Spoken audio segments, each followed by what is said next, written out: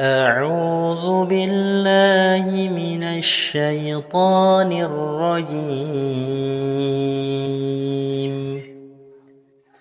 بسم الله الرحمن الرحيم.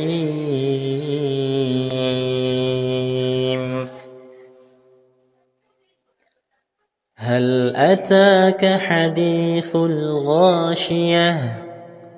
وجوه يومئذ خاشعة عاملة ناصبة تصلى نارا حامية تسقى من عين آنية ليس لهم طعام إلا من ضريع لا يسمن ولا يغني من جوع وجوه يومئذ ناعمة لسعيها راضية في جنة عالية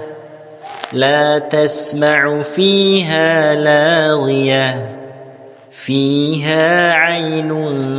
جارية فيها سرر مرفوعة وأكواب موضوعة ونمارق مصفوفة وزرابي مبثوثة أفلا ينظرون إلى الإبل كيف خلقت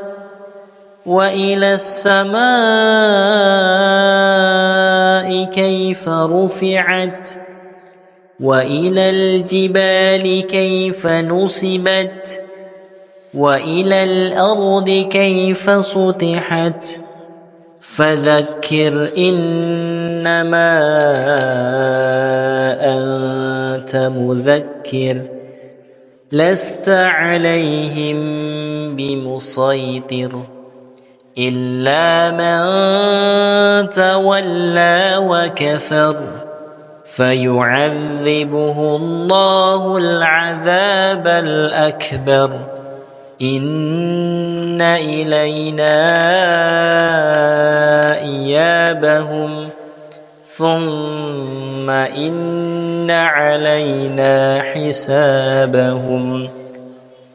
صدق الله العظيم.